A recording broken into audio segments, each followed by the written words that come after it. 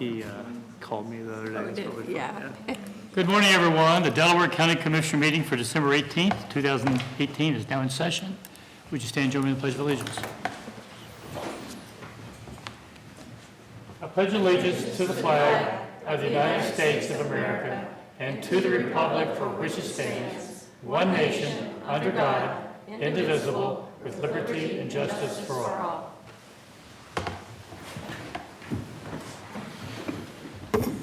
Again, good morning, everyone. To my right is our Vice President, Commissioner Barb Lewis. To my left is fellow Commissioner Jeff Benton.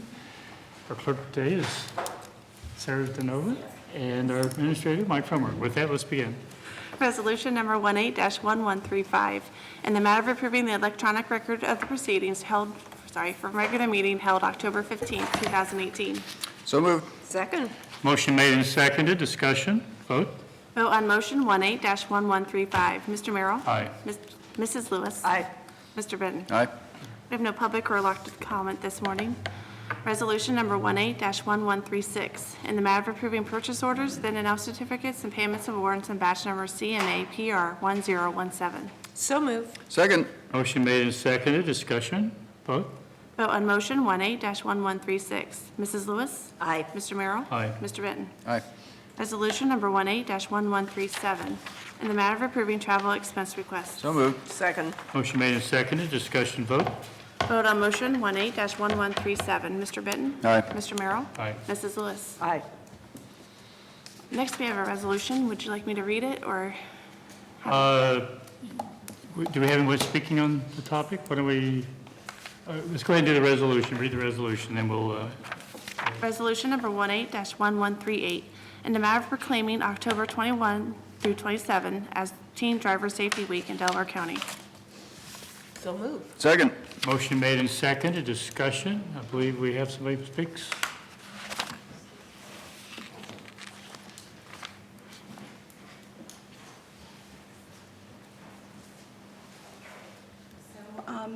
We're glad we're here today. Your name. Yes. We need I'm you sorry, to, say my name. Oh, sorry. For the record. for the I've record. done it in a while. Record. I'm Jackie Bain with the Delaware General Health District, and I am the coordinator for the Safe Delaware County Coalition. I'm Lieutenant Eric Caudill. I'm the commander of the Delaware Highway Patrol Post. Thank you. Okay. We also had wanted Stacy Schlotterbeck to be with us this morning. Stacy Schlotterbeck is the mother of Gavin Schlotterbeck, who he and his girlfriend were killed in a crash a year ago on July 17th over near Alum State Park. They were from Liberty High School, Olentangy Liberty. As you know, we've lost 2 this year as well. The resolution itself tells you about the dire situation of teen drivers being involved in motor vehicle crashes here in the county.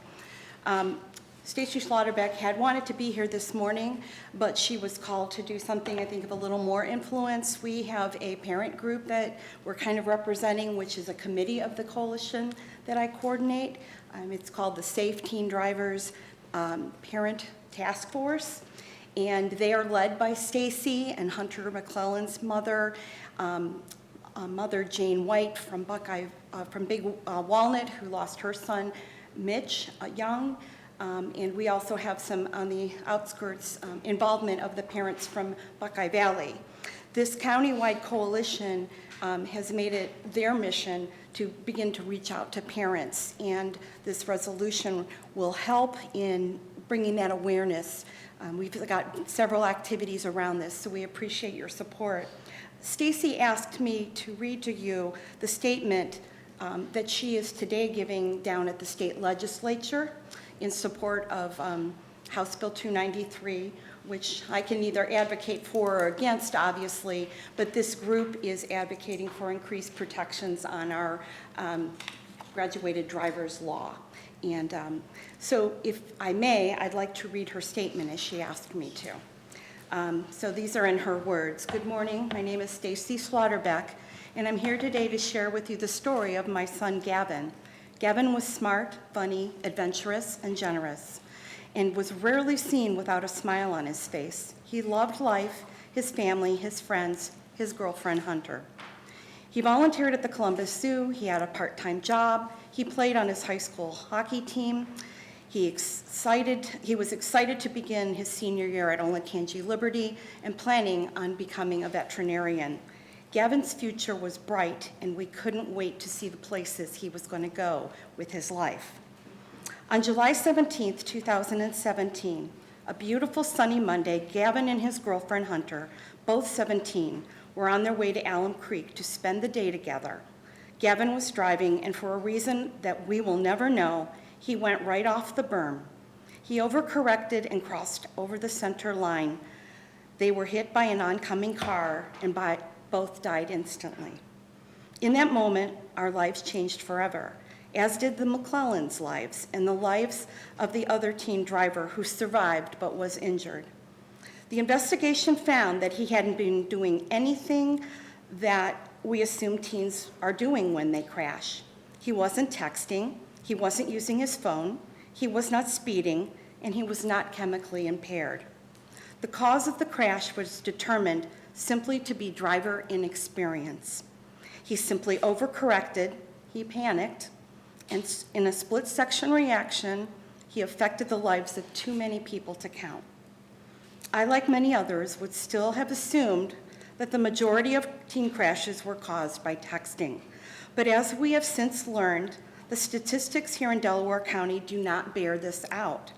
As you've just heard, it is inexperience that causes most of the teen crashes in this county, just as it was in Gavin's case. As parents, we rely on the driver's education system to teach our kids to be safe drivers, but this system is outdated and inadequate. That is why we desperately need to have better protections for our teens, and by extension, for everyone else on the road with them. We all need to be better educated and more engaged with our teens, because the majority of their learning experience will and must take place with us, their parents and guardians, not with their driver instructor. Some may think it would be inconvenient to have to supervise their children's driving for a longer amount of time than is currently required. I get that, and we're all busy, and we had anxiously looked forward to when Gavin could drive himself to work and hockey practice, freeing up our time and reducing the number of times we would have to leave work early. But I'm here to tell you that that inconvenience is nothing compared to the pain of living without your child for the rest of your life. An extra 6 months of valuable supervised time driving with your child is just a blip in the timeline, compared to spending the rest of your life wondering if such a protection might have saved your child's life or someone else's life, or spared those affected by the resulting lifetime of physical and emotional pain. As a society, we continuously push out messages of buckle up and don't text and drive, don't drink and drive. And Gavin had heeded these messages. My husband spent time with him in empty parking lots to teach him to drive in the snow. My father was teaching him to drive a stick shift and how to do basic maintenance and safety checks on his vehicle. We did everything we knew to do to prepare him to be a safe driver, but it wasn't enough. Now we will always wonder what more we could have done to protect our son, because don't we all just want to do everything within our power to keep our kids safe? That's why I'm here. It is not easy for me, but it is important. It is within our power to increase the protections for our children and increase our knowledge of helping them to be safe drivers. I do this now for my 15-year-old son and for Hunter's 15-year-old sister, and for all the sons and daughters here in the county. Ultimately, we'll never know if these protections could have created a different outcome for Gavin's story, but they could create a different outcome for other children, for any one of your children. So Stacy is a very unusual situation, being a year out and even less losing her son, but she knows that this story, as it is in the news cycle, is only relevant for a little while, and probably only while people still remember and know who Gavin and Hunter are. And that's how Mitch Young's mother feels, and I'm sure right now Jacob and Michaela, who passed this year. So our coalition has made it its priority to address teen driver safety, and we hope to kick off a lot of our activities towards that end with this particular Drivers Awareness Week. So thank you for your consideration. You want to say anything? The only thing I would like to just bring to light here. Introduce yourself as well. Lieutenant Eric Caudill, the Delaware Highway Patrol Post Commander. I recently took command of the post in early of December of last year, and shortly after taking command of the post, we had 3 teens die in traffic crashes. After looking at some of the historical data, it really came to light how significant this problem has been. In the last 5 years, we've seen an 85% increase in teen fatal crashes here in the county. And 13 teens have died in the last 3.5 years just from these crashes. Now, we look at some of the fatal statistics along with the injury crashes. Nearly 1,200 crashes in the last 5 years injury crashes have involved teen drivers. And just as of late, we had a Buckeye Walnut teen driver die just outside of the county. And our goal now is to not only raise awareness in the community, but in the high schools. And we really need the community to come together, the high schools and the parents to all become advocates for traffic safety and to continue to raise this awareness to make a difference. NHTSA data shows that by doing this with saturation and raising awareness, it does help to reduce these types of crashes. And with how fast Delaware continues to grow, the number of high schools continue to grow, enrollment in the schools was up 31%. It's going to continue to grow. There's going to be more teens on our roadways. They make up less than 5% of our licensed drivers here in the county. Last year alone, 20% of all the crashes in the county involved a teen driver. And 15% of all crashes last year, teen drivers were at fault here in the county. So this continues to be an ongoing problem and a growing problem. And it is the #1 threat to a teenager is driving a motor vehicle or riding in the vehicle with a teen driver. And I think that those statistics and that information kind of gets lost due to other issues out there, but it comes back to being the #1 problem, not only nationally, but still here in Delaware County. Thank you. Thank you. Did you want to introduce anyone else that came today, or did? No, they're just our team that's been working on our getting our statistics together, and we just really, again, want to get the awareness out there. I think it's time that folks realize that this isn't just an accident report on the news every morning. This is about real lives in our county and is a huge, huge risk factor for our children. So we're going to do everything we can to really drive that point home and raise awareness in Delaware County, and hopefully, we don't have to do any more death notices to families. It's a huge risk not only to our teen drivers, but also to all drivers on the roadway. I'm going to ask for comment from my fellow commissioners, and then we will vote, and then I will read the resolution. So, Commissioner Lewis? I just really appreciate your coming today and the facts that you've given us. I mean, it's quite jarring. I mean, I didn't realize. I do remember Gavin and Hunter in the crash and reading about it, and it's just so tragic. Just a question on the House bill. You said House Bill 293. Would that what does that do overall? Could you just tell us that? House Bill 293, and one of the sponsors behind it is AAA of Central Ohio, which is one of our very strong key partners of Safe Delaware's coalition. It is to increase the protections allowed by the graduated driver's licensing law. Right now, that law requires a 15-and-a-half-year-old as the soonest you can acquire your learner's permit, and you have it for 6 months before you are eligible to test to get your regular license. After that, you have a 12-month period of whenever you license that you then have certain restrictions, or I want to say protections inside.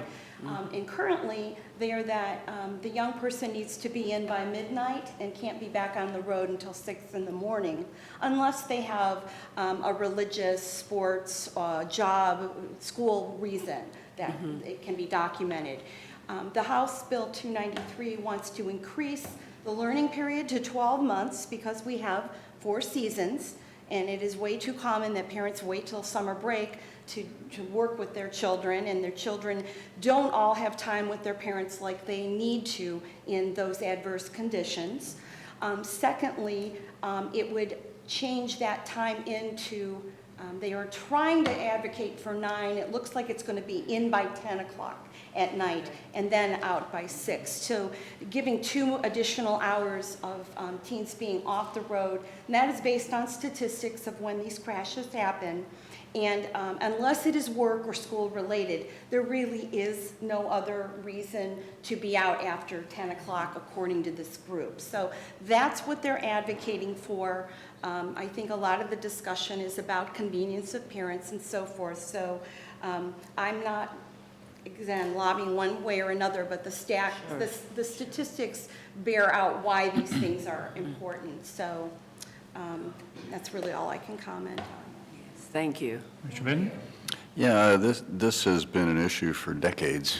Yes. You know, I can remember 4 teenagers when I was in high school getting killed in one wreck here in the county. You know, very tragic. And my kids growing up had each lost a friend, you know, over the years. So, you know, I guess I commend you for doing what you're doing, and anything that you can do to increase awareness, increase education, increase experience, you know, because the kids are young and they're inexperienced and they make mistakes, and mistakes can be fatal, and it's so sad.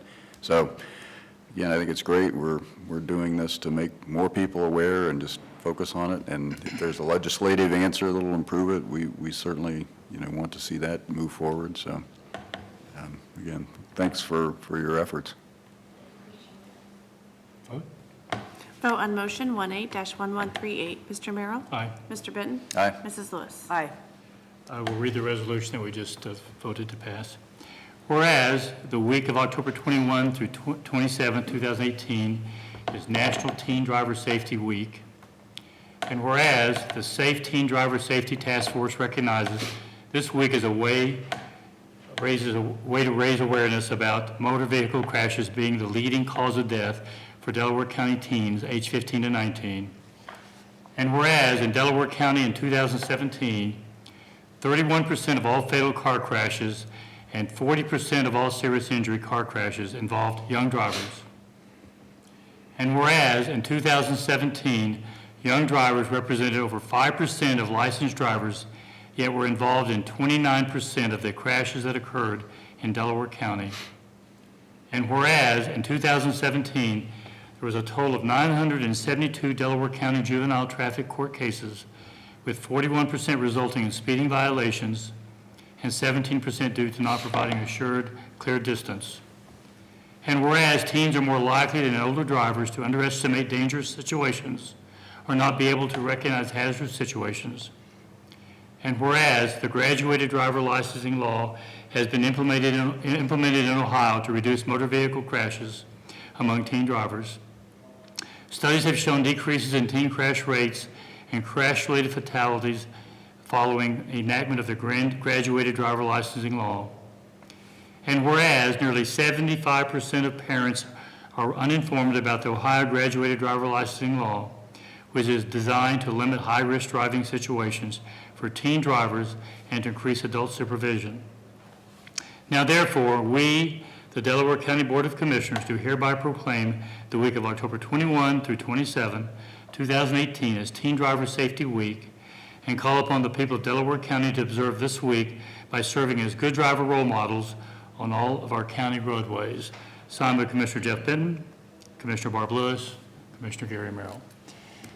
I really have nothing to add that hasn't already been stated, and I think this says it all, and the comments from the mother were, I think, said Everything. everything. Right, Thank you. Did we want to get a photo? Did we get a photo of?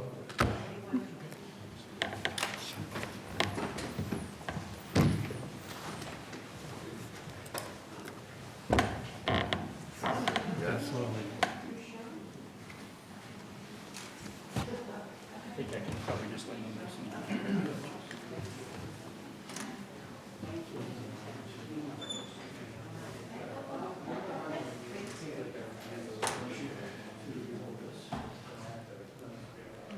Try our best.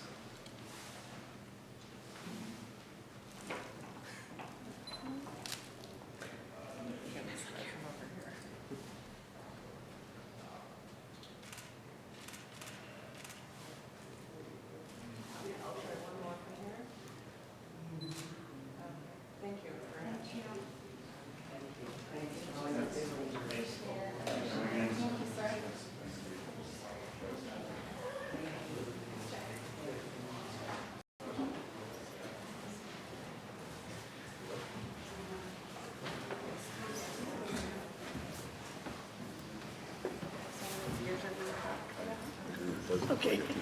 Yeah. Like what?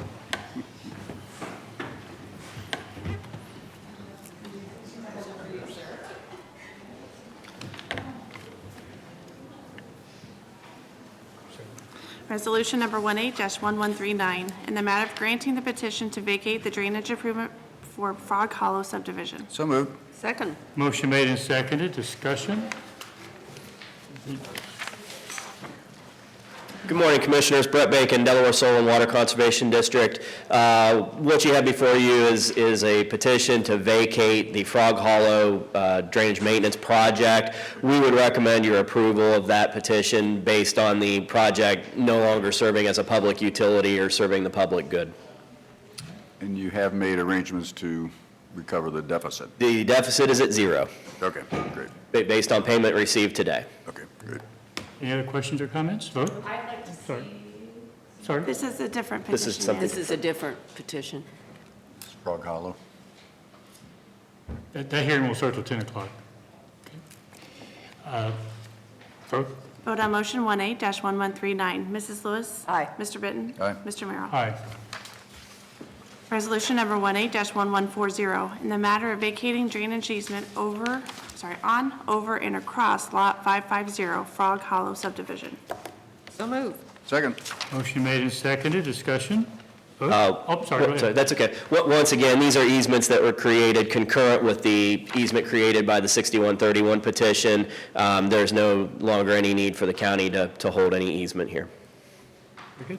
Any questions or comments? Vote. Vote on motion 18-1140. Mr. Bitton? Aye. Mr. Merrill? Aye. Mrs. Lewis? Aye.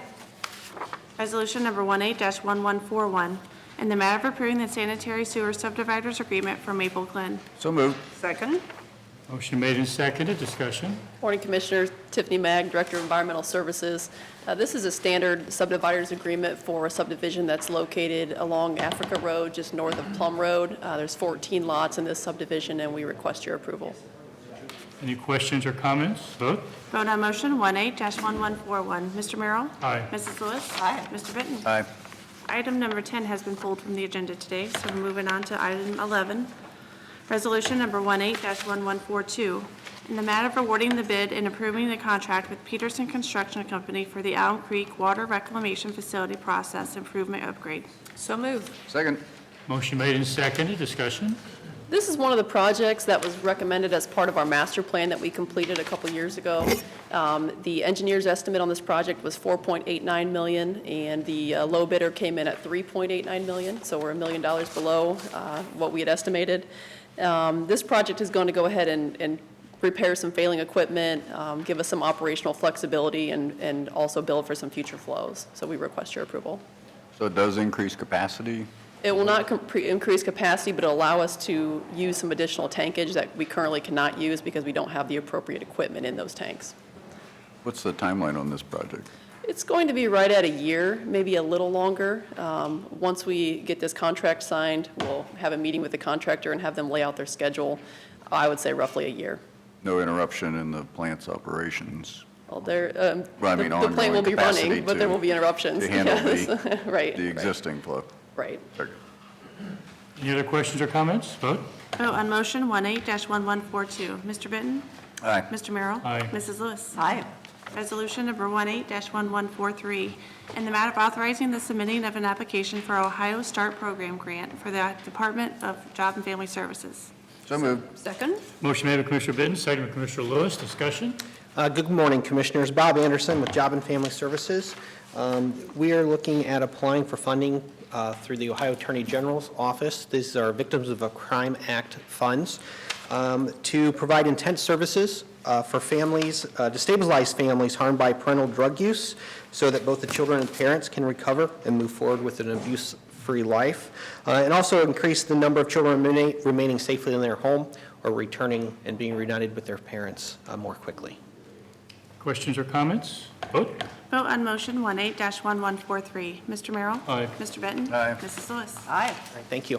Thank you. Resolution number 18-1144, in the matter of approving a transfer of funds for the Record Center. So move. Second. Motion made and seconded, discussion. Good morning, Dawn Houston, Deputy Administrator. I'm recommending your approval of this transfer basically to provide appropriate funding for payroll and benefits for our record center for the remainder of 2018. Questions or comments? Vote. Vote on motion 18-1144. Mrs. Lewis? Aye. Mr. Benton? Aye. Mr. Merrill? Aye. Thank you. Thank you. Let's move into getting our reports completed. We have an item of business on page 96, number 15, we could take care of before we do that. Okay, very well. If you don't mind. Resolution number 18-1145, in the matter of authorizing the county administrator to prepare draft resolutions and send all necessary notices related to exemptions to be considered pursuant to RC 5709.78. So moved. Second? Motion made by Commissioner Benton, second by Commissioner Lewis. Discussion? These notices, I know have been discussed by Bob Lamb on economic development, and just recommending your guys' approval. We'll get the notices out so that we can get the properties registered and start collecting the taxes for year end, so. Any questions or comments? Vote. Vote on motion 18-1145. Mrs. Lewis? Aye. Mr. Merrill? Aye. Mr. Benton? Aye. With that, let's get the report. I have nothing Anything? to report. Commissioner Lewis? We all attended People in Need's annual meeting, and just want to congratulate them again on the fine job that they're doing to help those who are in need to stay out of poverty. And they're really expanding some of the programs that they're involved with, too, kind of tying in even with our reentry programs when our offenders leave jail, and making sure that they have, again, you know, a seamless transition, helping there in any way they can. So the organization is doing well and expanding and helping more people. That's it. It was an event that we were all at, and I think we always admire and respect what Penn does. Yes. Yeah. And they seem to be moving on. Good leadership with Commissioner Lewis's husband at the helm, as well as some of Randy and so on, the team A there. very good board. They have a good board. And the meeting, we actually broke up at 12:30, so it was fairly short by historical standards. So anyway, the only other thing I had is we got the Records Commission tomorrow morning, semi-annual meeting, so it's. I just have a couple of things. First of all, I was privileged to attend Tuesday morning at the Board of Elections. The Oh, yes. Secretary of State's office acknowledged a couple of our poll workers for, it's called the PEO Red Carpet Award. PEO stands for Precinct Elections Officials. And it's an honor. Larry Fraker and John Ripka were the two awardees, and we're doing exemplary work in behalf of our county, and the election process is so important and to be done and done well, and we can never underestimate the time that our poll workers put into this, having done it. It is a long day, and to have people in our county who are willing to serve and make sure that our elections are well done and done properly, people like Larry and John are very important in that process, so that was, I was glad to be part of that. The only other thing I had, Mike Fromer received an email this week from Genoa requesting that he come to one of their meetings in November to present the master plan, and they asked for a commissioner to attend. Commissioner Lewis, you live in Genoa, and you'd probably be the appropriate person, but I just wanted to give Mike some direction on what commissioner he should be attending, so. Well, and I think what I'd like to do first is call Carl Gephardt and reach out to him and find out a little bit more before we go over. I think we may be able to even solve some of their questions if I can talk with him by phone first, if that's okay. So we'll just put And Commissioner Lewis in the lead with that. Again, it's her township where she resides, so, okay. Okay, thank you. With that, it is 10:01, so we can legally start our hearing. Resolution number 18-116, final hearing for the Thomas No. 9 Watershed Drainage Improvement Project. So moved. Second. Motion made and seconded. Discussion. Vote. Vote on motion 18-1146. Mr. Benton? Aye. Mr. Merrill? Aye. Mrs. Lewis? Aye. Resolution number 18-1147, In the matter of approving for a specific occurrence a suspension of Rule 3 speaker registration, Rule 4 limitations, and Rule 7 public comment procedure from the rules governing public comment before the Board of County Commissioners of Delaware County, Ohio. So moved. Second. Motion made and seconded. Discussion? Vote? Vote on motion 18-1147. Mr. Merrill? Aye. Mrs. Lewis? Aye. Mr. Benton? Aye.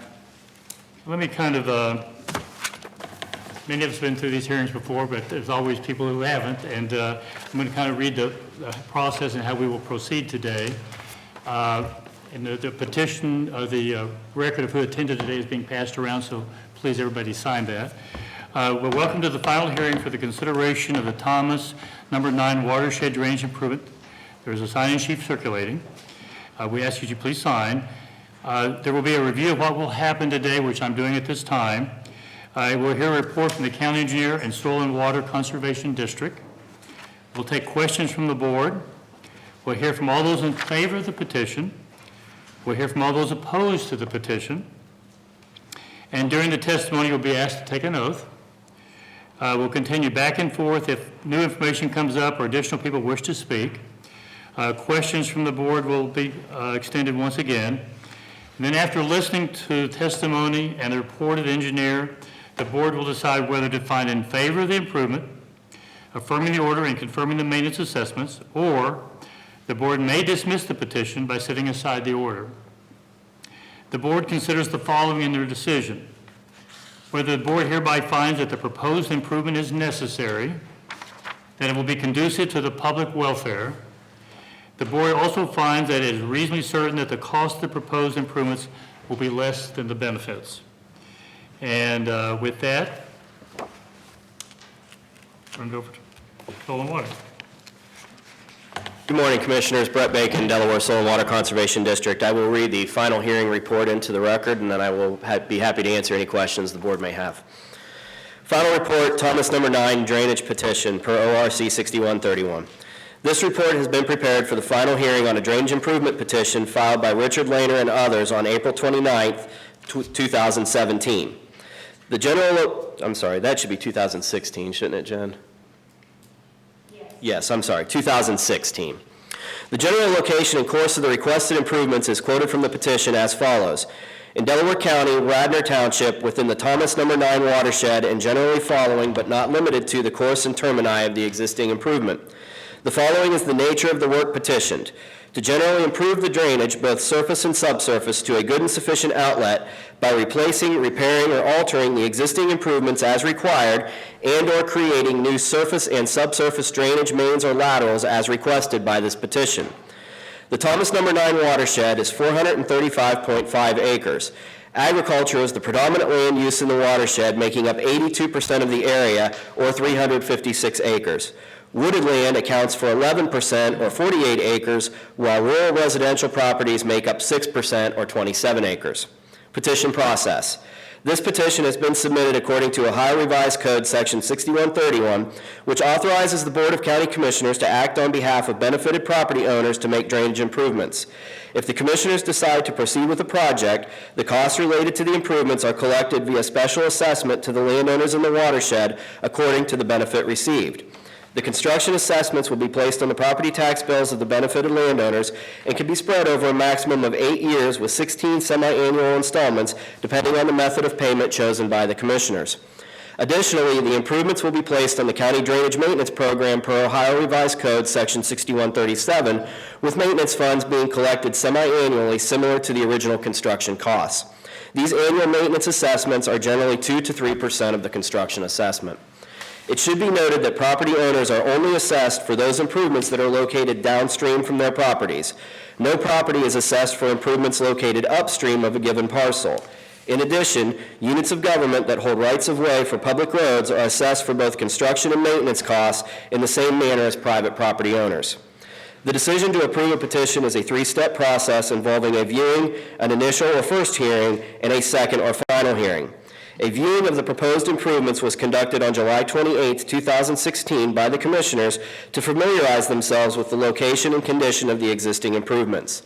Next, the first hearing was held on October 13, 2016. At the first hearing, the commissioners found in favor of the petition. They requested the Delaware County Engineer and the Delaware Soil and Water Conservation District to proceed in the development of engineering plans and specifications and the schedule of assessments. It is this information that is before the Board of Commissioners for consideration at this second and final hearing. Project scope. The proposed project has been divided into 2 areas of work to better define the work items and associated costs. These 2 areas are referred to as the Thomas No. 9 main and the Lewis No. 130 lateral. A description of the locations and the proposed work for each is as follows. Thomas No. 9 main. The work is proposed to commence approximately 2,300 feet south of the common access drive near the Davis Clays property line and terminate on the Monson property approximately 1,100 feet upstream of the existing concrete head wall. The primary work items will be surface grading and minor subsurface drain repairs.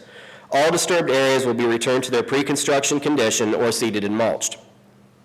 In addition, the existing subsurface drain tile in this area has been evaluated and has been found to be in good condition and of adequate capacity. This tile will be added to the drainage maintenance program as is. Additionally, a portion of grassed waterway will be accepted as well without requiring any modification.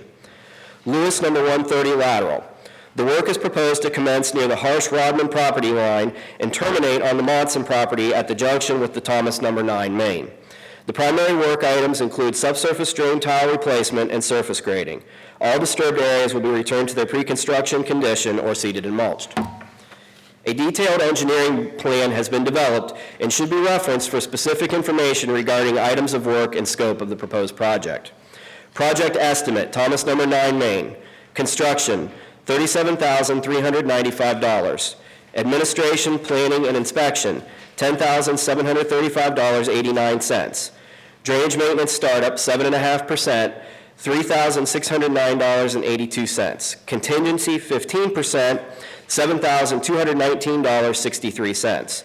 Total estimated construction cost, $59,960.34. As stated, the existing improvements found to be in adequate condition will be accepted as part of the drainage maintenance project as is. The current value of these improvements is $103,639.75. This will produce an estimated maintenance base value of $163,600.09. Landowners will only be assessed for construction based on the actual items constructed. However, maintenance assessments will be based on the maintenance base value. Project estimate, Lewis No. 130 lateral. Construction, $43,777.50. Administration, planning, and inspection, $3,539.28. Drainage maintenance startup, 5%, $2,365.84. Contingency, 15%, $7,097.52. Total estimated cost, $56,780.14. Calculation of assessments. The Ohio Revised Code instructs the county engineer to calculate the assessments to individual property owners based on the benefits received from the improvements for the various properties in the watershed. The ORC further defines benefited land as, quote, lands that have been removed from their natural state by deforestation, cultivation, artificial drainage, urban development, or other man-made causes shall be considered as benefited by an improvement required to dispose of the accelerated flow of water from the uplands. Assessments to individual parcels have been calculated using the following formula, a rationale that is widely used throughout the state of Ohio. Acres benefited times land use factor times percent of the improvement used times remote factor equals the individual parcel assessment factor. Each parcel's assessment is then determined by individual parcel assessment factor divided by the total of all individual assessment factors times the total construction cost equals the parcel assessment. Explanation of factors. Acres benefited. Total number of acres within a given parcel that contribute drainage to the improvement. Land use factor. The relative benefit to parcels of drainage based on the amount of increased stormwater runoff resulting from the land use of the parcel. Percent of improvement used. The point at which drainage from a given parcel enters the improvement. Parcels are only assessed for the portion of the improvement that lies downstream of the parcel. Remote factor. The remote factors are based on a parcel's distance from the improved section of the drainage course. It is typically established in half-mile increments. Parcels that are most remote from the actual improvement receive the greatest reduction on their assessment. No remote factor has been applied for this project. Benefits versus cost. One of the primary factors set forth for consideration in the approval or dismissal of a petition request is the actual benefit of the proposed improvements to the watershed in question. The following analysis examines this factor from the standpoint of land productivity for the agricultural acres as well as the value of drainage to residential parcels. A publication by the Ohio State University Extension titled Returns to Farm Drainage details several studies conducted by Ohio State researchers on the effects of drainage on crop yields. The studies show that fields with good drainage will produce higher yields than fields that have poor drainage. A recently completed 25-year study showed that subsurface drainage increased corn yields by 24% to 39% and increased soybean yields by 13% to 46%. This produces an average yield increases of 31% and 29% respectively. The benefits of drainage will thus equal the increased yield multiplied by the market price. Approximately 82%, or 356 acres, of the 435-acre watershed is agricultural land. The 2017 through 2013 average market price for corn and soybeans in Ohio, as reported by the USDA National Agricultural Statistics Service, is $4.27 per bushel for corn and $11.14 per bushel for soybeans. The average estimated yield increases for the soil types present in the watershed, given appropriate drainage improvements are in place, equal 46 bushels per acre for corn and 14 bushels per acre for soybeans. Crop production benefit examples: corn, 46 bushel per acre increase in yield times $4.27 per bushel times 356 acres equals $69,925.52 increase annually. Soybeans, 14 bushel per acre increase in yield times $11.14 per bushel times 356 acres equals $55,521.76 increase annually. For this example, we will assume that cropland acres are distributed equally between corn and soybeans for a potential average annual increase of $62,723.64. If this potential annual return is multiplied over a 20-year period, the benefit equals $1,254,472.80. While this example does not take into consideration individual farm management practices, it does illustrate the fact that good agricultural drainage is a key factor in farm profitability and would reflect positively when considering a cost-benefit analysis for this project. The increased value or benefit for residential parcels is typically found in two ways: the increased marketability of the home and the functionality of the home sewage treatment system and associated drainage needs. An inadequate subsurface drainage outlet can dramatically deteriorate the condition of household sewage treatment systems, potentially limiting the value of the home for resale. Locally, the cost to construct an alternate sewage treatment system, should the existing system fail, ranges from $15,000 to $25,000 on average. Other benefits that are commonly perceived as a result of suburban drainage improvements focus on quality of life and positive neighborhood perception. Watersheds that have planned and maintained drainage infrastructures generally have higher resale values than those communities that are known to have a history of drainage problems. Approximately 27 acres, or 6% of the land use in the watershed, is residential in nature. When evaluating the cost of providing adequate drainage outlets for residential properties, we find that for new construction, developers or home builders spend between $1,000 and $3,000 per lot to attain adequate drainage infrastructure within a development. With 14 residential parcels in the watershed, the potential average benefit is between $14,000 and $42,000 at minimum. While this analysis does not take into account many potential variables, it could aid in the decision-making process. The benefits to this proposed project will be realized well beyond the construction repayment term. As previously stated, the construction assessments would be placed on the property tax bills of the benefited landowners and can be spread over a maximum of 8 years depending on the method of payment chosen by the commissioners. Alternatively, assessments can be paid in full within 30 days after the close of the final hearing without paying interest. The long-term benefits will be realized by virtue of this project being placed on the county drainage maintenance program in perpetuity per Ohio Revised Code Section 6137. ORC 6137 requires maintenance funds to be collected semi-annually similar to the construction costs. These maintenance funds are applied to the annual inspection and maintenance of this specific project. Recommendations. A decision to move forward with the Thomas No. 9 main portion of the project may be made independent of a decision on the Lewis No. 130 lateral. Approval of the Lewis No. 130 lateral, however, is contingent upon approval of the Thomas No. 9 main. Based on all of the information gathered and generated, I believe this project, as proposed, is technically feasible and would serve as an adequate outlet for the drainage needs of the watershed. Furthermore, the parcel assessments for this project are within the range of assessments that can be expected for a project of this scope. The testimony brought to the Board of the Commissioners by the landowners as to whether the benefits of this project exceed the costs should be given significant consideration in the decision to move forward with this project.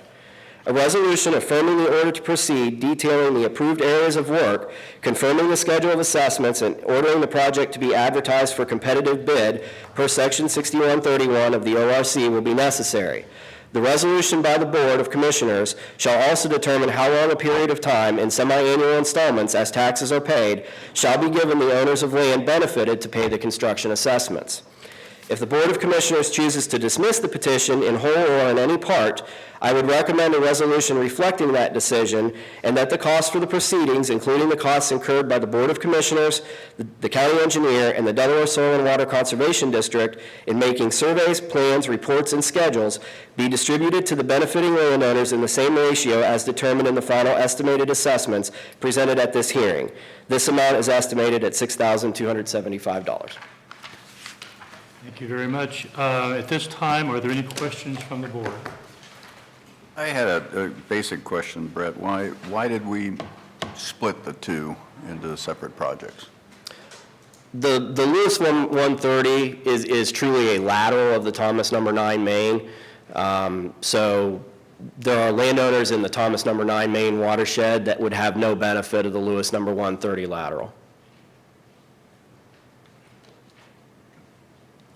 Any other questions or comments? Okay. At this time, then, we will hear from all those who are in favor of the petition. I will ask you to come up one at a time. I will swear you in. I will ask that you identify yourself by name, and we're going to have a... I'm sorry. Thank you. No problem.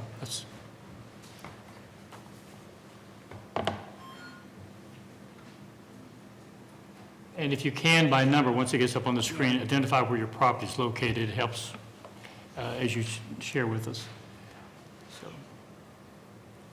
Slowly but surely. Huh? Slowly but surely.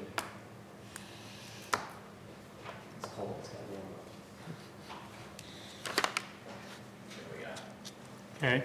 Then I will ask those in favor of the petition, if there is somebody in favor. Just for a second at least, yeah. Yeah, we get oriented there. There we go. Yeah, thank you. Okay. Is anyone in favor of the petition wish to speak? Richard Lehner, 2369 Troy Road. I own parcel 28, and I am the petitioner, or one of them. Okay, let me swear you in. Okay. Raise your right hand. Do you solemnly swear that the testimony you're about to give is the truth, the whole truth, and nothing but the truth, so help you God? Yes. Proceed. We rented the farm in 1971, and we bought the farm in 1974, so we've been there for 44 years of ownership and 47 years of on the farm. Down through the years, in a wet year, I've lost anywhere from $5,000 to $12,000 of drowned out crops in 28. And then in 1977, there was a road to the north of my property built, and so that the lots in the woods could be developed. And when that happened, I actually started losing more crops, because when they built the road, they took the dirt and basically built a dike.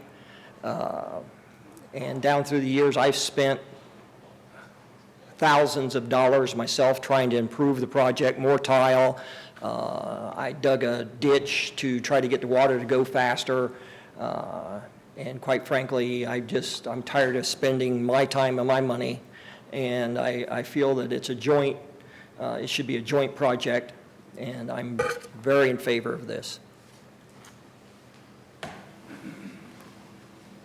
Thank you.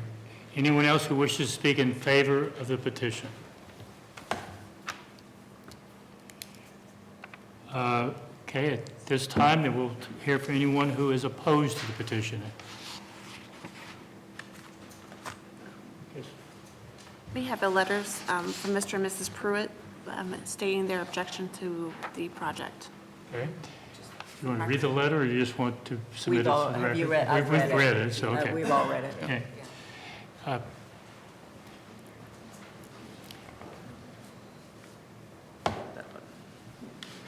Okay, if you identify yourself? Name is Rodney Meyer, 5133 Troy Road. And where are you located on? It is two items. Item 10, the road that he referred to, and item 12. If you raise your right hand, do you solemnly swear that the testimony you're about to give is the truth, the whole truth, and nothing but the truth, so help you God? I do. Proceed. When this whole thing started, I said that I would not have a problem with it as long as access to my property wasn't hindered in any way. Item 10 is our road. And a swale through there would have been issues with snow and drifting and all that. So we asked that a culvert be built instead. Well, the culvert we ended up with is only 20 feet wide, so I lose 66% of my easement. And all the maintenance, inlet maintenance and all that is ends up on my property, when it seems like it would have been made more sense to have the inlet be in the farm field that gets plowed, cleaned, sprayed, every year with the crops, and there'd be no maintenance part of it. When I asked about it with the Soil and Water Conservation, they said it was just too cost prohibitive to do that. But when you look at the cost benefit for the whole thing, it's paid for in a year, and I have to deal with this forever. One comment on Richard's statement about the road. Yes, there's some validity to that, but there's also, before that road was built, there was also, at the time it was the Don Kelber farm, was a fence line tree line that was substantially higher than the driveway road that was put in. And I had had Mark Smart remove that tree line 30 years ago when I bought, which, so the real dike that used to be there was that one. But, that's just the way it is there. But that's my whole thing is that I don't understand why, if I didn't have to deal with the loss of easement and having all the maintenance for that tile be on my property, and I get no financial benefit. As it is now, my tires get wet a couple times a year. But as long as it didn't cause me a problem, I did not have an issue with the rest of it. Now, the road that we're talking about, is it a private road? Yes. And did you construct the road, or? No, it was constructed before I bought. But it's on your property?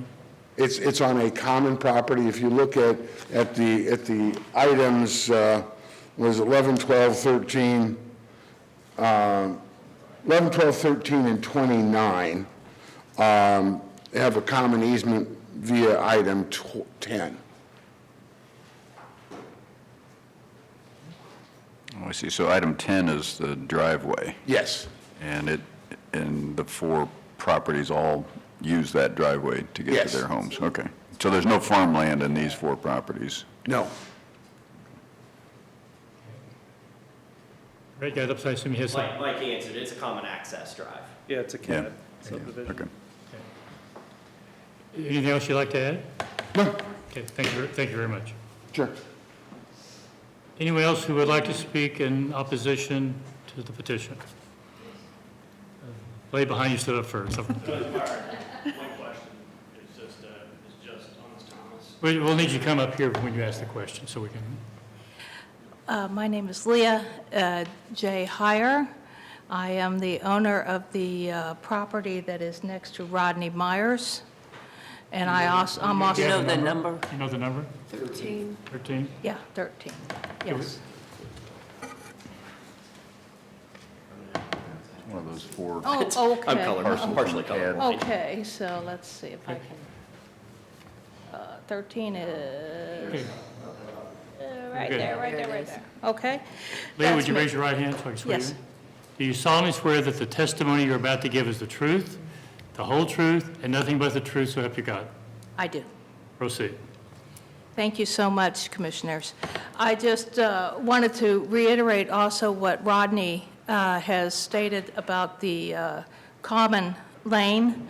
And I do remember from the original owner of the property who was on the other side of of where we purchased, he had the lane put in, and he said that the gentleman that I'm referring to is deceased, but he used to work at Whirlpool. And when he was up at Whirlpool, it was the same day that they cut the lane in, and that he was very upset because he said they cut it in too deep, right, Rodney? Wasn't that it? Yeah, well, that's what I remember him saying to me, is he came home from work and they had it done and he was upset. So we do apologize. We've been fighting that for ever since I've been an owner of the property, since 88, I do believe, 88, 89, somewhere in there. And it's you know, I will be the first to admit that it gets wet. I will be the first to admit that. But it's beautiful property, has some very, very wonderful items on it, including some very special trees. I had this state forester come out last year, and she informed me that I had some elm trees on my property that never got destroyed by the Dutch elm disease. They're older than that. So there are very, very special trees up there. My concern is that whatever we end up deciding to do, as I also noticed in the petition, it said restore or seed. I would like to see you put an and or in there, because I really want to see the property restored and lovingly kept as natural as possible. And like I said, when the state forester told me about the elm trees, I was just floored about that. And I knew they were big. I just didn't realize that they were American elms, not the Chinese elm that we see now. And so there's some very, very special trees on those properties. They need to all be properly tagged and looked at with a real good, strong eye, because this township has a beautiful, beautiful gemstone that hidden back in there, and we need to take care of that for future generations. Okay, the obvious question, Brett, is are these trees at risk with this work? There would be no work on parcel 11, 12, 13, or I think that's 29. There would be no trees removed. There's no work to be proposed on those parcels.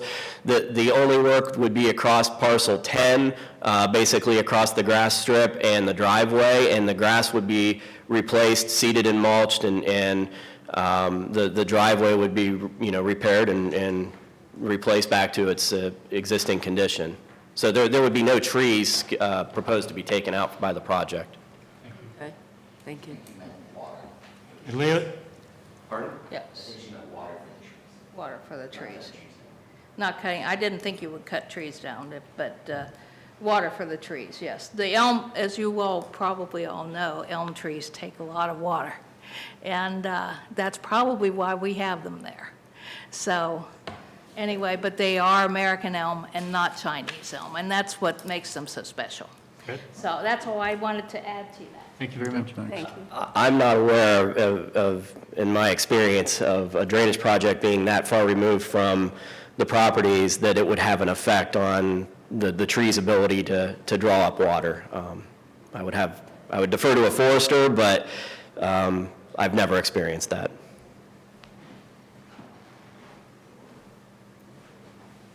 Okay, anyone? Let's let him speak since he hasn't spoken, then you'll have an opportunity, I promise you. I assume you want to speak? Yes. Did you come up here and introduce yourself? I'm sorry? Me and wife are the-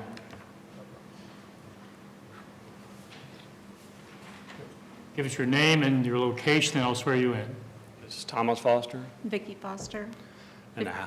5460 North Section Line Road, property number 3. Okay? If you both raise your hand. Do you solemnly swear that the testimony you're about to give is the truth, the whole truth, and nothing but the truth, so help you God? Proceed. We purchased this property in 2004, built in 2005.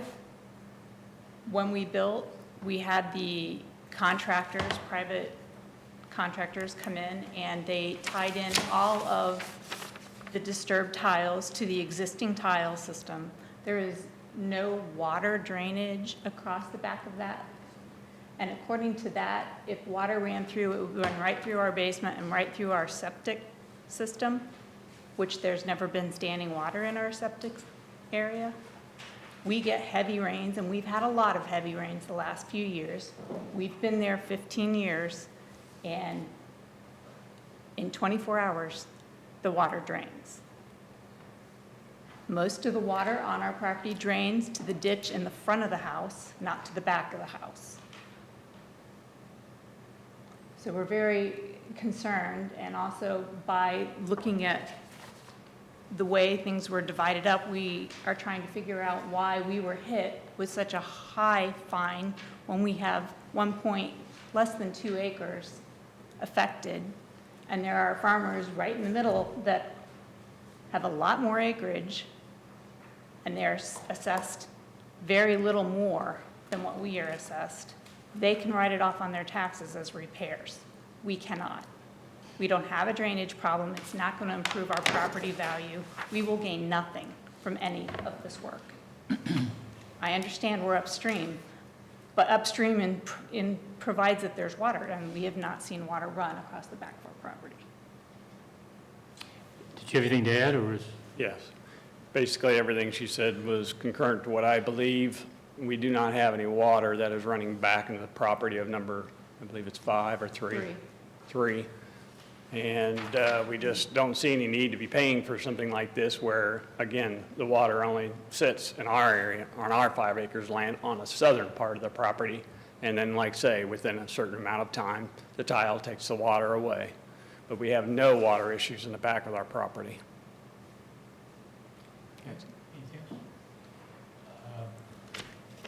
When you talk about it drains within 24 hours, you're talking about on your property. Right. Yes. You understand the watershed is viewed as a whole, and if it's on someone else's property, it's still your water. Right. Again, like I say, But that drainage runs to the back of our property, and our water drains to the front. so everything would be, the front would be to the left of that and down that road, down that way. There's no water that goes off to the back and into any other of the proposed areas. I've been there 15 years, and, you know, I know the wet area, mow it every day, you know, every week or whatever, excuse me. And the situation is I know which way the water is running in my property, and it's not running in that direction. Thank you. Okay. Thank you. Brad, do you have anything to clarify about that? Concerned Question. about water draining a different direction, or? Yeah, because it looks like the watershed goes through part of their, Correct. The watershed break would be running through parcel number 3. Parcel number 3's assessment would only be based on the portion of their property that we have determined would contribute drainage to the Thomas number 9 watershed.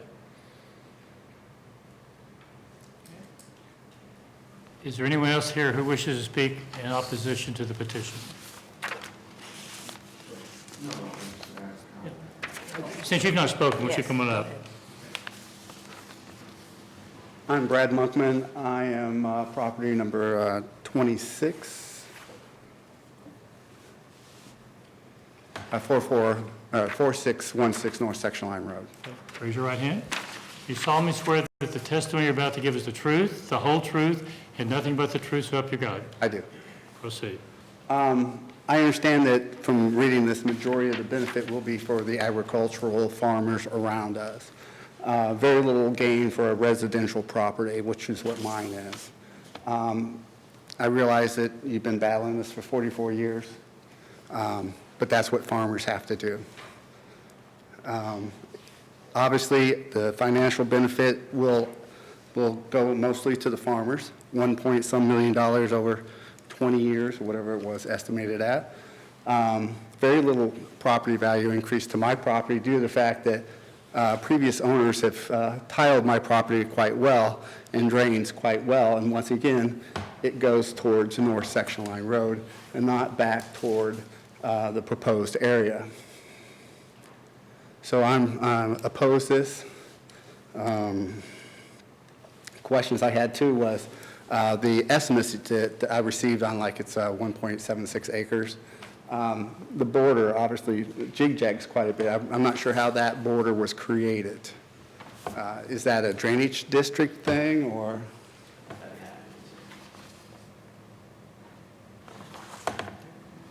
I'd be happy to answer that question. Okay.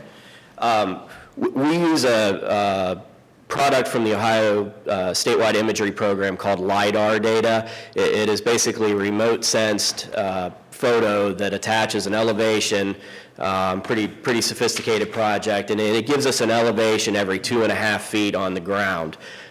We feed that data into a geographic information system, which has a tool that allows us to draw that watershed.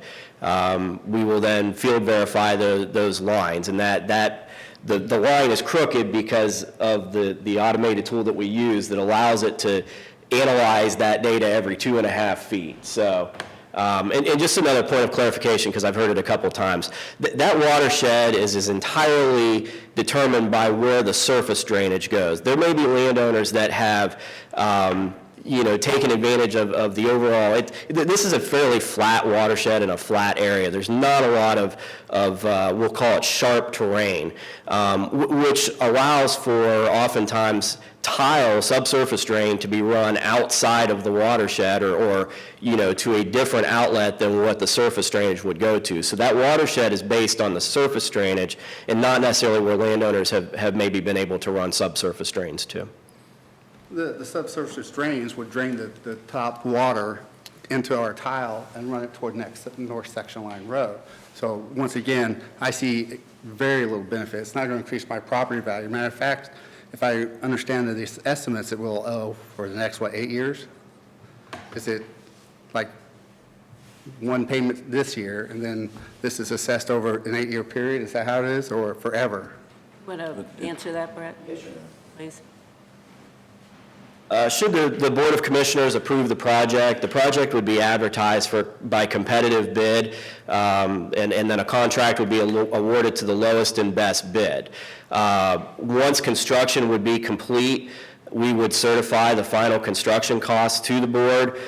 Depending on when that project or when construction would be completed, then the assessments then are approved by the board and then passed on to the county auditor.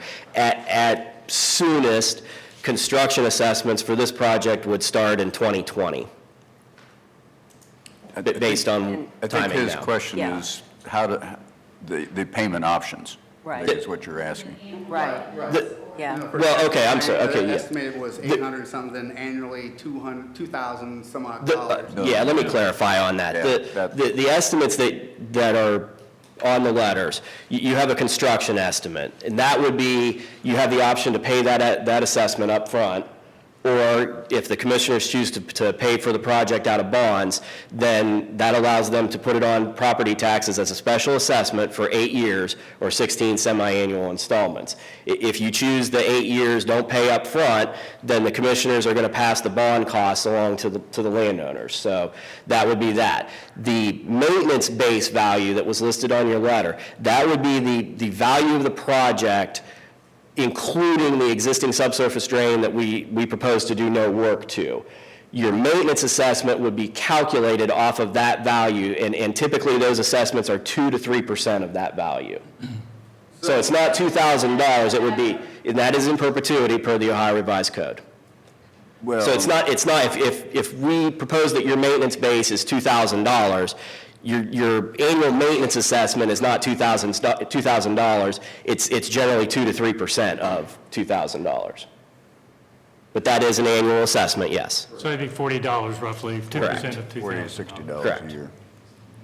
And then the construction would be, I'll make up a number just for $1,000 divided by, let's say, By 8 years. So that's $125 a year. Yeah. Just a second. So just, I think it is helpful, because I think sometimes the numbers look a little scary because they don't really understand how it's broken out. Yeah, I had that same question when I was looking at the material and talked to Brett about it, because I looked at that estimated maintenance base, and I said, yesterday, we were talking about it. Correct. Does that mean that they're paying that much money, or just 2 to 3% of that much money? And he confirmed it was 2 to 3%. Correct. So it's the maintenance, that's the base for calculating the maintenance. Yes. Okay.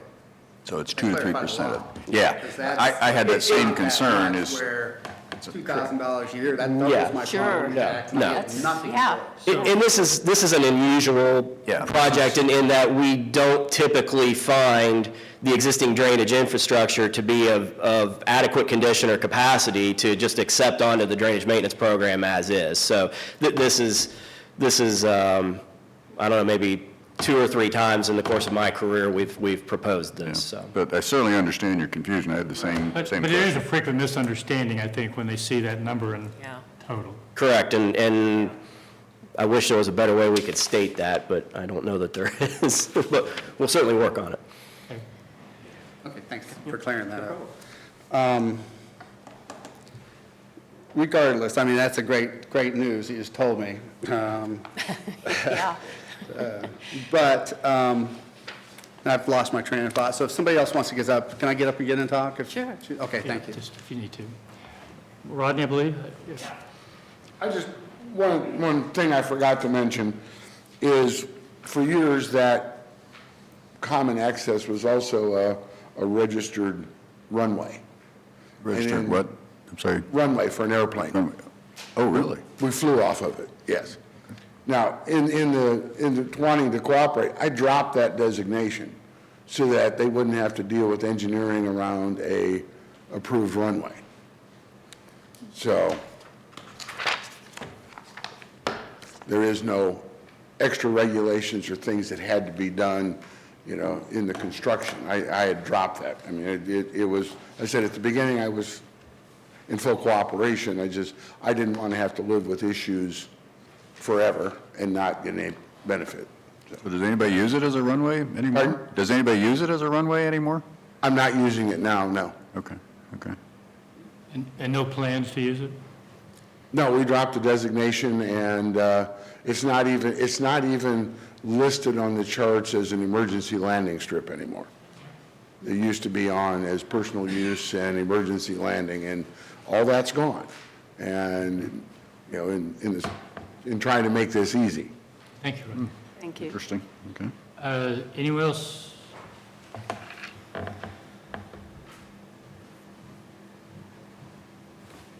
I do just have one other question, and I'm sure this is because I've never been a part of anything like this before, but if you make a decision today, you expect us to write a check within 30 days. I understand we have the option to spread it out with interest over 8 years, but you're expecting us to make a payment on something that has not been done yet. So I don't not only believe- are we No, I don't not, believe the payment would be asked for until the work's done. Is that correct? according to this, it's 30 days from this hearing. I'll be happy to address that. Yes, she's correct. And that is not a policy of the Delaware County or the Board of Commissioners. That is written into the state code that allows that 30-day period to make the payment up front to avoid the interest costs. As part of the law, we cannot accept a bid for the project, a final bid in excess of the estimate that we present to the board and the landowners here at the final hearing. So the amount the landowners have been given as their estimated cost is the maximum amount that they could be charged. If a landowner pays up front and the project ends up costing less than what we have estimated, which is more than often not the case, once the final project assessments are certified, those landowners that paid up front are given refunds for the amount that they have paid in excess of what the final project costs are. if a landowner chooses to have the assessments placed on their real estate taxes, those assessments are reduced pro rata, counting the difference between the final estimated, or the estimated cost and the final construction cost. My experience with construction is that they never run below budget. It always eats all the budget. And I don't think that I've ever paid for a service or a construction project prior to the work being done. And of course, what he just said was, it'll never be more than what's quoted here. Right. And number Right. two But it's is, not going to be less either. Oftentimes it is less. I would say 95% of the 40 to 45 projects of this nature that I have worked on have come in less. Those that have not been less, and it has maybe been 3 or 4 of them have come in right at the final hearing estimate. We cannot by law accept a bid in excess of the final hearing estimate. If we cannot get a bid that is at the final hearing estimate or lower, then we have to rebid. If we still cannot get a successful bidder, then we would come back, we would basically do all this again, revise our estimate and come back forward, and we would go through the second hearing again. By law, we cannot accept a bid in excess of that final hearing estimate. And can we? but if that is a concern, they can pay it out over 8 years, and there's no concern about.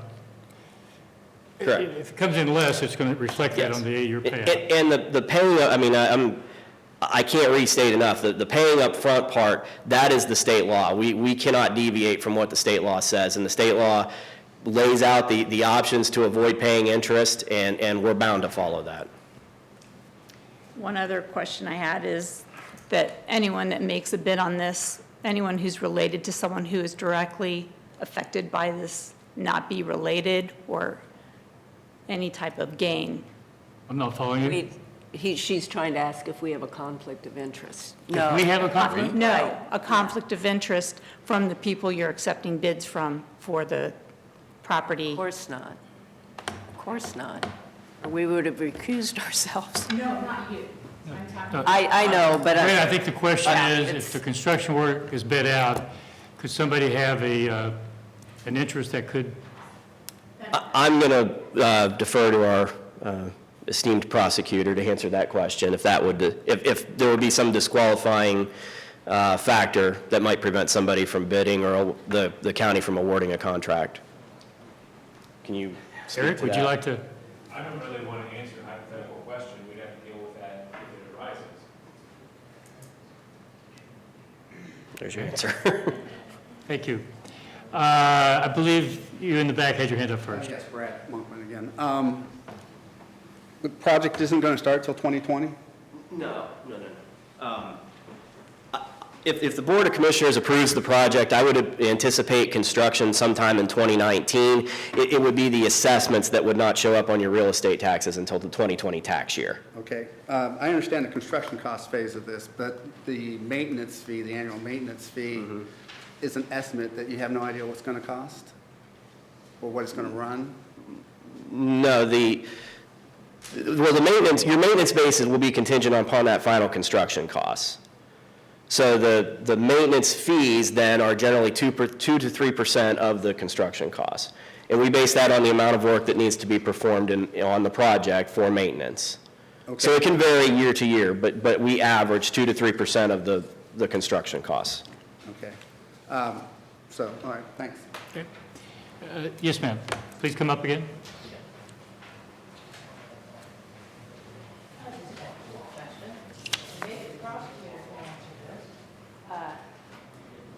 My question is, what part of the Ohio Revised Code does that say that we have to pay up front or whatever? I'd like to look at that, read that. Well, you in don't its have to pay up front. entirety. Well, I know about that part, but I'd still like to read that. Everyone refers to all this ORC and everything, and I want to read, okay?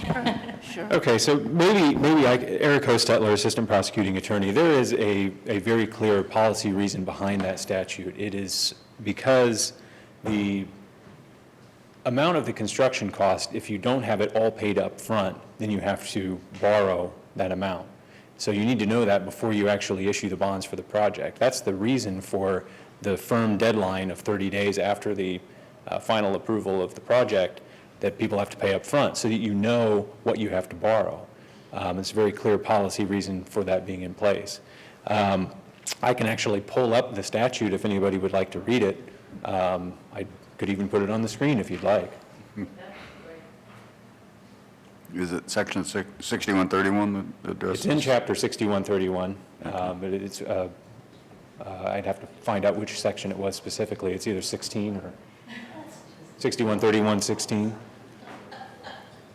It might be better if you just find it later and look it up. Yeah, we can't change it, So, you have anything else to add? No. Thank you, Eric. All right.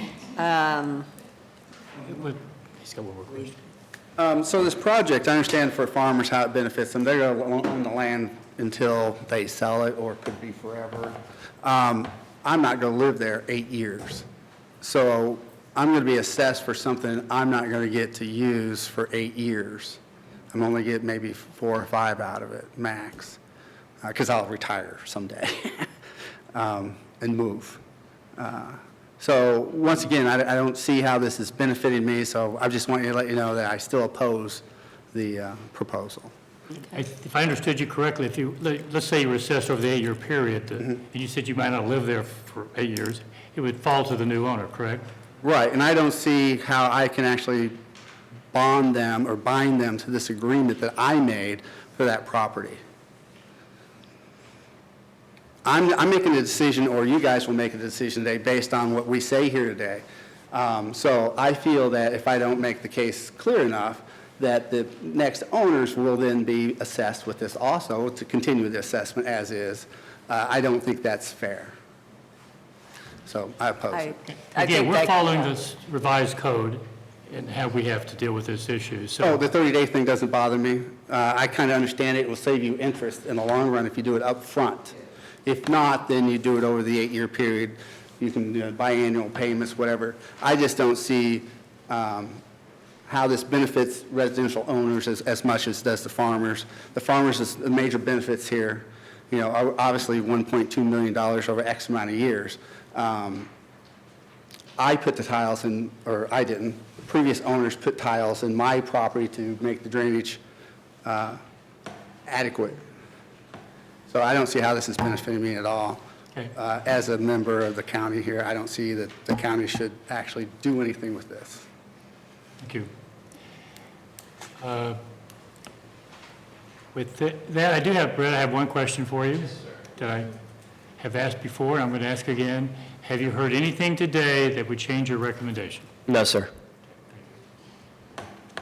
And you presented these in 2 parts too, Brett, as far as the effect of doing the Thomas you said was going, that has to be done first before Yes, the Lewis number 130 lateral drains into the Thomas number 9 main. Okay. So if you approve the Thomas number 9 main, then that allows you to make a decision also, a yes or no on the Lewis number 130 lateral.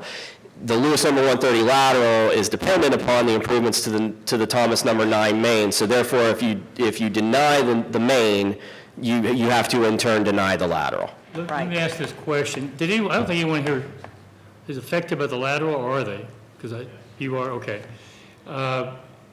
Yeah, they're the Was Pruitts. the lateral an outgrowth of Pruitts were too. The lateral was designed because of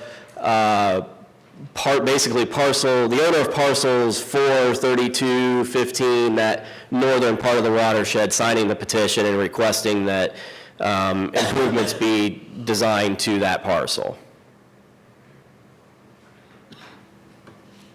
And you're also still recommending that as well? And you're recommending the lateral too?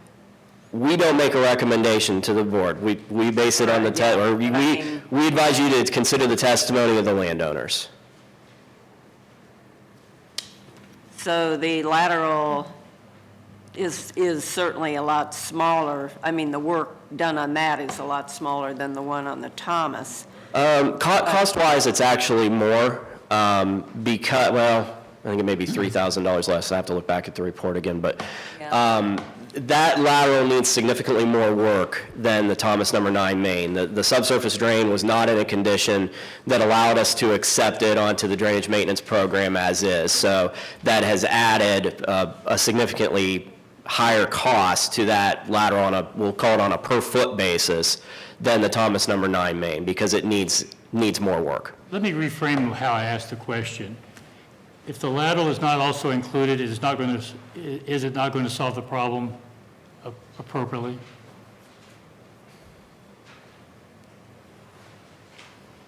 It will not improve the drainage in that part. If the lateral is not improved or approved, it will not improve the drainage in that sub-watershed. But the I don't know if that drainage answered would your be question or not. improved south of that if or whatever it is. With the Thomas, if we approve the Thomas and don't approve the lateral, certainly, well, or There would be some Yeah, drainage that's the benefits effect. realized, yes. But not as much as could be realized if the Lewis lateral was approved. So I'm But trying it- one more time. Yeah. The problem will still exist if we don't also do the lateral to some degree? Correct. Okay, just want to understand and make sure that Yeah. that is necessary to address the issue that. Yes. The condition of the Lewis number 130 lateral does not meet current engineering standards. The proposal would be to construct a project that would bring it to current engineering standards. But to maybe restate Commissioner Merrill's question a little differently, if you didn't do the lateral, would the I don't know, maybe 2/3 of the watershed be impacted? Those properties in the Lewis sub-watershed would still have an assessment for the Thomas number 9 main portion of the project. They would be, and those were provided to the landowners on the letters they received as to what that assessment for just the main portion would be. Those assessments are calculated on where the Lewis lateral drains into the Thomas number 9 main. So they're paying on a much smaller portion of the overall work for the main than the majority of them would be for the lateral. I'm not making myself very clear. The Lewis lateral, adding that only improves the area of the Lewis watershed. That's correct. Okay, that's I guess where I was headed with my question. but not approving the Lewis would affect the Thomas? No, your action on the Lewis lateral has no impact on the Thomas main. So the Thomas would still be drained properly with the improvements on the Thomas? Correct. Without the lateral? Without the lateral? Correct. Yeah, were there petitioners in the lateral area as well, or is? Yes. The parcels you see shaded are the parcels that are representative by the signatures on the petition. In the blue shade? Yes. So it's most of them.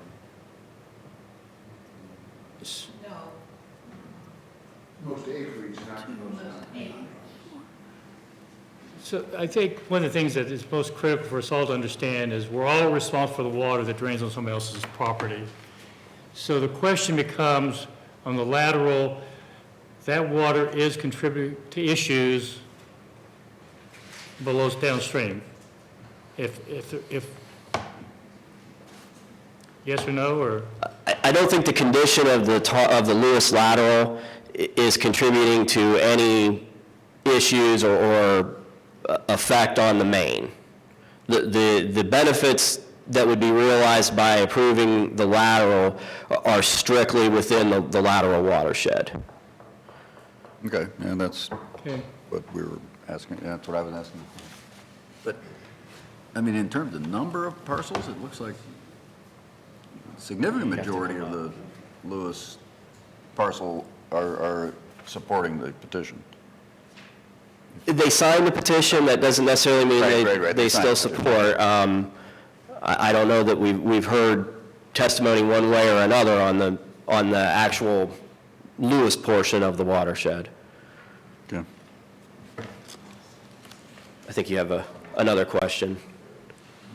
Earlier, just for clarification, you'd mentioned that a lot of the work on the southern part, the Thomas part, the drainage tiles there were adequate. You weren't going to do very much improvements at all. Could you clarify what improvements are going to be made? Thank you. Sure. Were you asking specifically to the subsurface drain? Yes. Okay. Just as a matter of evaluation, we used a tile camera to evaluate the condition of that tile, and that's how we determined that it was of adequate condition to take on to drainage maintenance. We didn't see, issues. We looked at a fair portion of the length, total length, to be taken on to maintenance.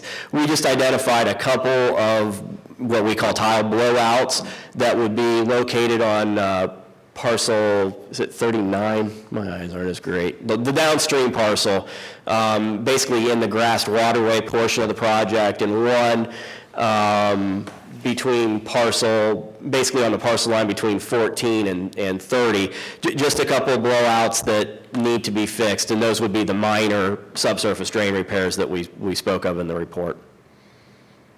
Otherwise, the existing tile is in good condition. Pardon? Yeah. For? Do you add anything to it? No, that would be the maintenance base. The value of that, when we take existing infrastructure onto maintenance, we have to account for that value. Basically, we have to assume at some point that infrastructure is going to need repaired or replaced. So we need to collect our maintenance assessments based on the value of the current value of that infrastructure. The work item to be constructed in the Thomas No. 9 main would be the construction of a surface drain that would extend from parcel 27 all the way downstream to parcel 39.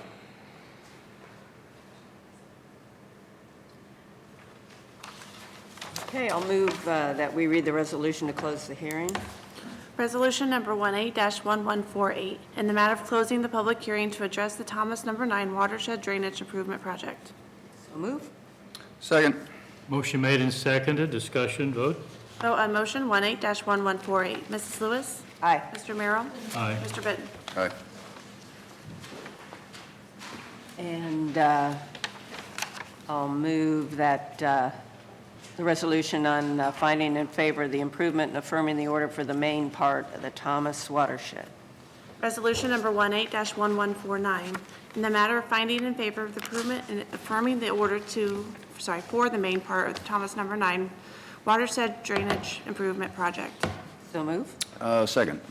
Motion made and seconded, discussion. Anyone want to comment or make any comments? Basically, I think the benefits for the main exceed the cost, and I think that's the criteria we have to take into consideration. We have to follow the directives that we're given by the state, by the law, and for that reason, I will be voting to support this. Any other questions or comments? Vote? I guess, looking at it, it really is, most of the cost is being allocated, significant majority of the cost is being allocated to farmland. And they are the primary beneficiaries, so I agree. I think it would improve the yield in those, and there's a lot of acreage in this Thomas, Maine, so I think it is appropriate. I would agree. Vote? Vote on motion 18-1149. Mr. Benton? Aye. Mr. Merrill? Aye. Mrs. Lewis? Aye. Resolution number 18-1150, in the matter of commissioners confirming the assessments, approving the payment schedule, and ordering the letting of the contracts for the main part of the Thomas No. 9 watershed drainage improvement project. So moved. Second? Motion made and seconded, discussion, vote. Vote on motion 18-1150. Mr. Merrill? Aye. Mr. Benton? Aye. Mrs. Lewis? Aye. Okay, brings us to the lateral. Before we ask for resolution, anybody have any comments or thoughts on that? Yeah, that one is more difficult in my mind because it's about the same cost, but it's mostly allocated to the residential land or residential parcels, and the farmland is much smaller. The farmland acreage is much smaller in that area.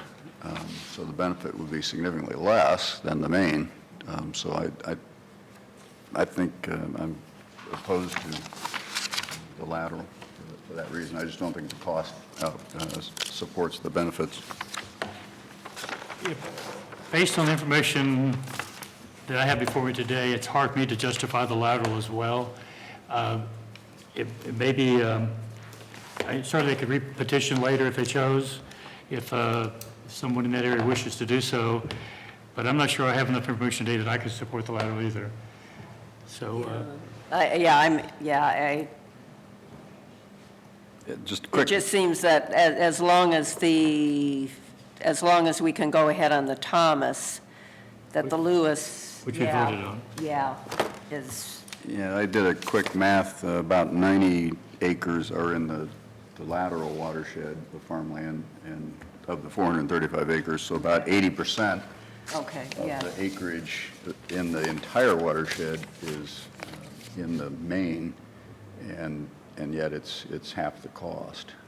So, and most of the residences pay for that, and I just don't think the 90 acres improve yield justify the charging the so residents. based on what I'm hearing, I would direct you to read to dismiss the lateral. Okay. Would you like to state your reasons now, or wait until I read it? You go ahead and let's read the resolution. I think we've kind of restated them, but we can restate them. Go ahead. Resolution number 18-1151, in the matter of the Commissioners setting aside the order for and dismissing the Lewis number 130 lateral of the Thomas number 9 watershed drainage improvement project due to one of the following reasons. One or more of the following reasons. Cost doesn't exceed the benefit. The cost does not exceed the benefit. Anything else? Is the reason I would cite. I think that says it all. Okay. Can I get a motion? The cost exceeds the benefit. I said that wrong. The cost exceeds the benefit, in my opinion. So is that a motion? Yes, that is a motion. Second? Motion made and seconded. Discussion? Vote? Vote on motion 18-1151. Mr. Merrill? Aye. Mr. Benton? Aye. Mrs. Lewis? Aye. Resolution number 1152, in the matter of ordering that the cost for the proceedings of the Lewis number 130 lateral of the Thomas number 9 watershed drainage improvement project, including the cost incurred by the Board of Commissioners, the county engineer, and the Delaware County Soil and Water Conservation District, in making surveys, plans, reports, and schedules to be distributed to the landowners in the same ratio as determined in the final estimated assessments presented at the hearing. So moved. Second. Motion made and seconded. Discussion?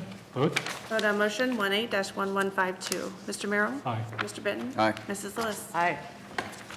With that, I believe we have need for executive session. We do. Resolution number 18-1153, in the matter of adjourning into executive session for consideration of employment of a public employee or public official for pending or imminent litigation. So moved. Second. Motion made and seconded. Discussion? Vote? Vote on motion 18-1153. My apologies. Mrs. Lewis? Aye. Mr. Benton? Aye. Mr. Merrill? Aye. With that, we're in executive session. Can I ask a quick question?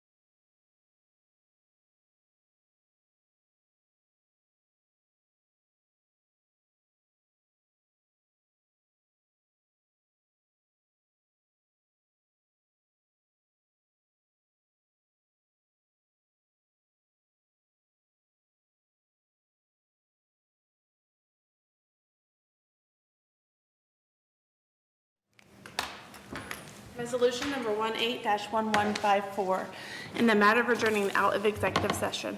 So move? Second. Motion made and seconded. Discussion? Vote? Vote on motion 18-1154. Mr. Merrill? Aye. Mrs. Lewis? Aye. Mr. Benton is absent at the moment. If there's no other business being before us, without objection, we are adjourned. All right.